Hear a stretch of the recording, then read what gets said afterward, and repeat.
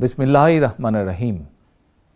স্বাধীনতা প্রিয়, গণতন্ত্র প্রিয় দেশবাসী, আসসালামু আলাইকুম। 5ই আগস্ট, আজ থেকে ঠিক 1 বছর আগে 2024 সালের এই দিনে ফ্যাসিস্ট বাংলাদেশ ছেড়ে পালিয়েছে। রাহমুক্ত হয়েছে বাংলাদেশ। স্বাধীনতা প্রিয়, গণতন্ত্র প্রিয় জনগণের জন্য দিনটি আনন্দের, দিনটি বিজয়ের। রাহমুক্ত বাংলাদেশের এই দিনটিকে অন্তর্বর্তীকালীন সরকার জুলাই গণ অভ্যুত্থান দিবস হিসেবে ঘোষণা করেছে।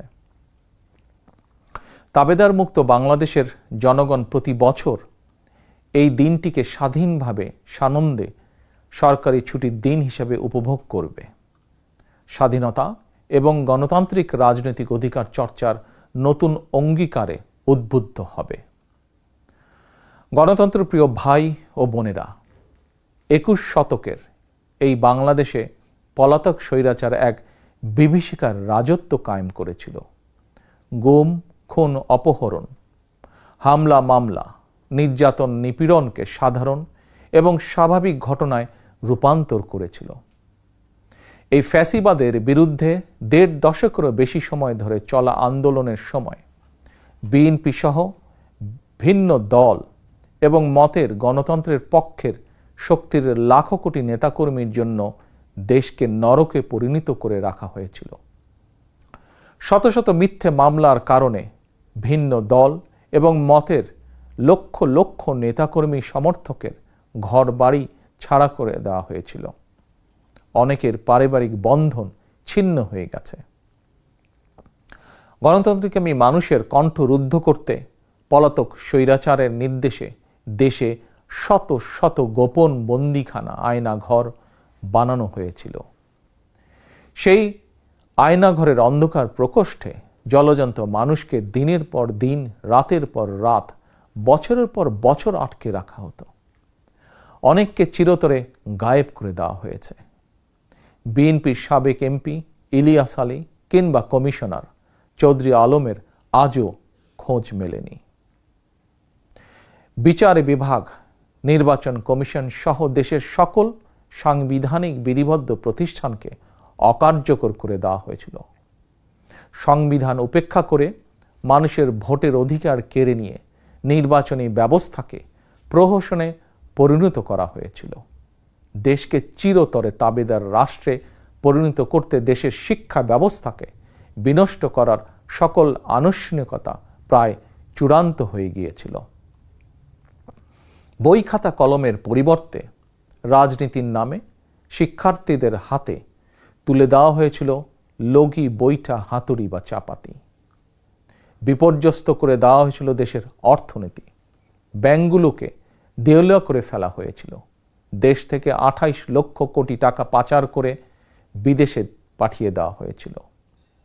অন্যায়, অনিয়ম, অনাচার, দুরাচার, লুটপাট দৈনন্দিন চিত্র হয়ে উঠেছিল। দেশে প্রতিষ্ঠিত করা হয়েছিল ব্যক্তিতন্ত্র। তবে শেষ রক্ষা হয়নি দেশের সকল শ্রেণী পেশার মানুষ, ছাত্র জনতা, কৃষক, শ্রমিক, রিক্সা চালক, মুঠে মজুর, গার্মেন্টস কর্মী, হোটেল রেস্তোরাঁ কর্মী, পরিবহন শ্রমিক, সাংবাদিক, বুদ্ধিজীবী, সংস্কৃতি কর্মী, গৃহবধূ, নারী, শিশু, এমনকি আমাদের মায়েরা সকলেই ঐক্যবদ্ধ হয়ে জুলাই আগস্টের গণ অভ্যুত্থানে রাজপথে নেমে এসেছিলেন। গণ অভ্যুত্থান দমনে হেলিকপ্টার থেকে গুলি করেও মানুষ হত্যা করা হয়েছিল। এমনকি কোলের শিশুটি পর্যন্ত রক্ষা পায়নি। শহীদ আবু সাইদ, ওয়াসিম, মুগ্ধ, আমাদের এইসব সাহসী সন্তানদের বুকে গুলি করে হত্যা করা হয়েছে। শুধুমাত্র 2024 সালের জুলাই আগস্টের গণ অভ্যুত্থানে 1,500-এরও বেশি মানুষ শহীদ হয়েছেন। ছাত্র জনতা, কৃষক, শ্রমিক, নারী, শিশু, বৃদ্ধ, সাংবাদিক, শ্রমজীবী, পেশাজীবী, ফ্যাসিস্টের গুলির নিশানা থেকে কাউকেই রেহাই দেওয়া হয়নি। এই অভ্যুত্থানে আহত হয়েছেন কমপক্ষে 30,000 মানুষ। হাত পা, শরীরের অঙ্গ প্রত্যঙ্গ হারিয়ে আমাদের শত শত সন্তান শত শত ভাই ও বোনেরা চিরতরে পঙ্গু হয়ে গিয়েছেন, কিংবা চোখ হারিয়ে আজীবনের মতন অন্ধ হয়ে গিয়েছেন বহু মানুষ। এজন্যই আমি বলি, 1971 সাল ছিল স্বাধীনতা অর্জনের যুদ্ধ, আর 2024 সাল ছিল স্বাধীনতা রক্ষার যুদ্ধ। 1971 সালে শহীদ মুক্তিযোদ্ধাদেরকে বাংলাদেশ ভোলেনি। 24-এর গণ অভ্যুত্থানে শহীদদেরকেও বাংলাদেশ ভুলবে না। 71 সাল থেকে আজ পর্যন্ত দেশ এবং জনগণের স্বাধীনতা অর্জন, স্বাধীনতা রক্ষা, স্বৈরাচার এবং ফ্যাসিবাদ বিরোধী আন্দোলন, গণতন্ত্র পুনঃপ্রতিষ্ঠার আন্দোলন, এভাবেই ইতিহাসের প্রতিটি বাঁকে বাঁকে লাখো মানুষ হয়েছেন শহীদ। আজকের এই দিনে আমি আবারও সকল শহীদদের অবদানকে শ্রদ্ধাভরে স্মরণ করছি। আহতদের দ্রুত আরোগ্য লাভের জন্য আল্লাহর দরবারে প্রার্থনা করছি। প্রিয় দেশবাসী, দেশ এবং জনগণের স্বাধীনতা এবং অধিকার প্রতিষ্ঠার জন্য নিজের জীবন বিলিয়ে দিয়ে শহীদগণ আমাদেরকে ঋণী করে গেছেন। এবার শহীদদের প্রতি আমাদের ঋণ পরিশোধের পালা। শহীদ পরিবারের কাছে সমগ্র বাংলাদেশ ঋণী। দেশে জনগণের রাজনৈতিক এবং অর্থনৈতিক ক্ষমতায়ন নিশ্চিত করে সাম্য, মানবিক মর্যাদা, সামাজিক সুবিচার প্রতিষ্ঠার মাধ্যমে একটি ইনসাফ ভিত্তিক গণতান্ত্রিক মানবিক বাংলাদেশ গঠনের মাধ্যমেই আমরা শহীদদের প্রতি ঋণ পরিশোধ করতে পারি। স্বাধীনতা প্রিয়, গণতন্ত্র প্রিয় ভাই ও বোনেরা, একটি গণতান্ত্রিক বাংলাদেশ প্রতিষ্ঠার প্রথম এবং প্রধান রাজনৈতিক উদ্যোগ হচ্ছে জনগণের সরাসরি ভোটে জনগণের প্রতি দায়বদ্ধ, জনগণের কাছে জবাবদিহিমূলক একটি রাষ্ট্র এবং সরকার প্রতিষ্ঠা। জনগণের কাছে দায়বদ্ধ একটি সরকার প্রতিষ্ঠার জন্য বর্তমান অন্তর্বর্তীকালীন সরকার কাজ করছে। প্রিয় ভাই বোনেরা, বিগত 1.5 দশকের ফ্যাসিবাদী আন্দোলনের সঙ্গে স্বাধীনতা পরবর্তী 3-3.5 বছরের সময়কাল ছাড়া আর কোনো শাসনামলের তুলনা চলে না। সুতরাং আমি সবাইকে বিনীতভাবে আহ্বান জানাবো, হিটলারের নাৎসিবাদ সম্পর্কে যেমন কেউ গৌরব করে না, পলাতক ফ্যাসিস্ট এর শাসনকাল নিয়েও গৌরব করার কিছুই নেই। ডাকাতি করে কিছু সম্পদ চ্যারিটি করলেও জনগণের চোখে ডাকাত যেমন গ্রহণযোগ্য নয়, তেমনি অন্তর্বর্তীকালীন সরকারের ব্যর্থতা খুঁজতে গিয়ে কৌশলে পলাতক ফ্যাসিস্টদের পক্ষে সাফাই গাওয়াও তেমন গ্রহণযোগ্য হতে পারে না। যারা কৌশলে ফ্যাসিবাদী শাসনের সঙ্গে বর্তমান অন্তর্বর্তীকালীন সরকারের তুলনা করতে চান, তাদেরকে স্মরণ করিয়ে দিয়ে বলতে চাই, 5ই আগস্ট বাংলাদেশে যা ঘটেছে এটি শুধু বাংলাদেশ নয়, বিশ্বের ইতিহাসেও মনে হয় নজিরবিহীন। 5ই আগস্ট গণভবন ছেড়ে ফ্যাসিস্ট পালিয়েছে। সংসদ ভবন রেখে তথাকথিত সাংসদ পালিয়েছে। আদালত ছেড়ে প্রধান বিচারপতি পালিয়েছে। বায়তুল মোকাররম ছেড়ে প্রধান খতিব পালিয়েছে। ক্যাবিনেট ছেড়ে মন্ত্রীরা পালিয়েছে। ফ্যাসিস্টের দোসররা গা ঢাকা দিয়েছে। তবে উদ্বেগের বিষয় হচ্ছে, পলাতক এই ফ্যাসিস্টের চক্রের মনে এখনো কোনো অনুতাপ, অনুশোচনা নেই। প্রিয় ভাই ও বোনেরা, হাজারো শহীদের রক্ত স্নাত রাজপথে ফ্যাসিবাদ বিরোধী অভূতপূর্ব জাতীয় ঐক্য গড়ে উঠেছে। বাংলাদেশে আর কখনোই ফ্যাসিবাদ কায়েম হবে না ইনশাআল্লাহ।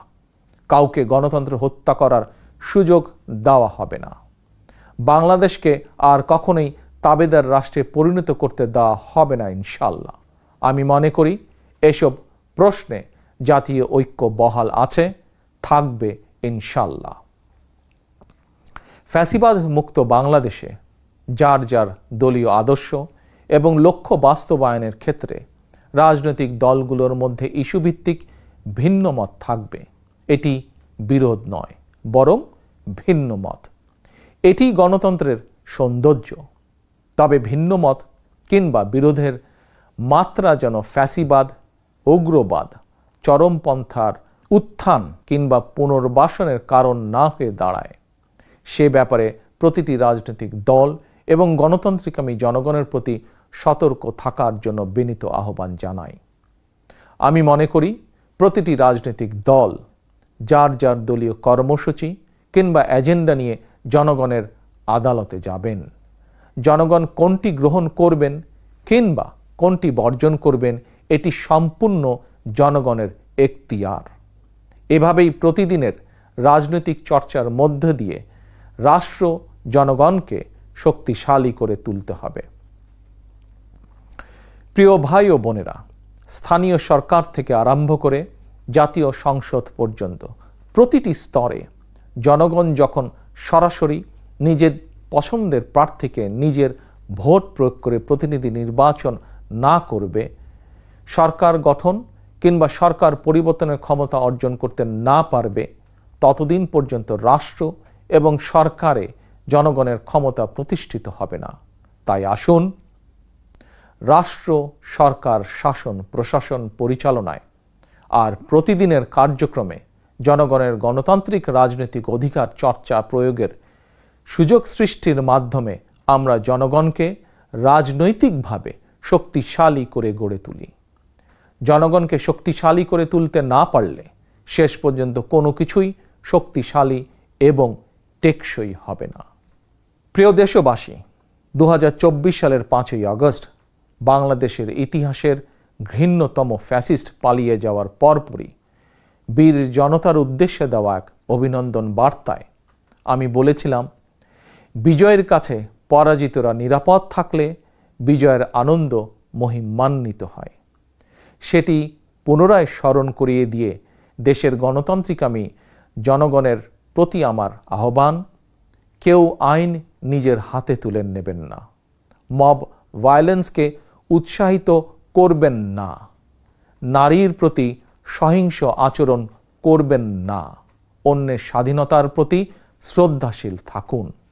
একজন মায়ের চোখে বাংলাদেশ যেমন, আমরা তেমন একটি বাংলাদেশ গড়তে চাই যেখানে দল, মত, ধর্ম, বর্ণ নির্বিশেষে বিশ্বাসী, অবিশ্বাসী, সংশয়বাদী প্রতিটি সন্তান, প্রতিটি মানুষ নিরাপদে থাকবে। আজ এবং আগামীর প্রতিটি 5ই আগস্ট হয়ে উঠুক গণতন্ত্র, সুশাসন প্রতিষ্ঠা আর মানবিক মানুষ হয়ে ওঠার অঙ্গীকারের দিন।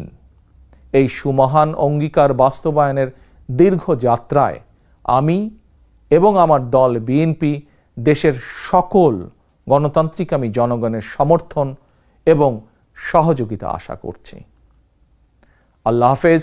বাংলাদেশ জিন্দাবাদ। বাংলাদেশ জাতীয়তাবাদী দল জিন্দাবাদ।